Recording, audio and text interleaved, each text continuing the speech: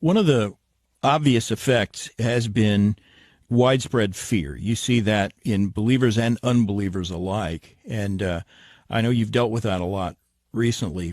Fear, we're told in Scripture not to fear. Is it a sin to fear in a situation like this? Yeah, it's a sin to fear if you mean by fear the sense that everything's out of control. It's sensible to say drive carefully because you fear that if you're irresponsible or you don't drive carefully, you could get in an accident. It's sensible to fear texting when you're driving, right? You don't want to do that. It's sensible not to get in an airplane with a guy who just got his license and wants to fly you over the Rockies. That's a normal fear.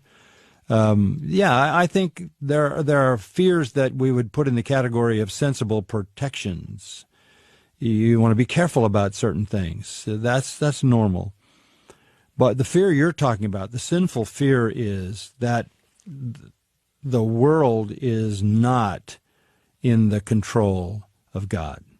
That if you divest God of his sovereignty over everything, that's a sin. So whatever comes into your life, your response as a Christian is, God has this. It's in the plan. It's in his purpose. It fits what he's doing. All things will work together for good to those that love him and are called according to his purpose. This is for our good. Count it all joy when you fall into various trials because they have a perfecting work. God is using everything in this world to fulfill his will, fulfill his purpose, and conform us to Christ. That takes the fear out of it. I don't have any fear of dying because I'm going to be with the Lord. I don't have any fear of what would cause me to die because that's the way I'm going to go to be with the Lord.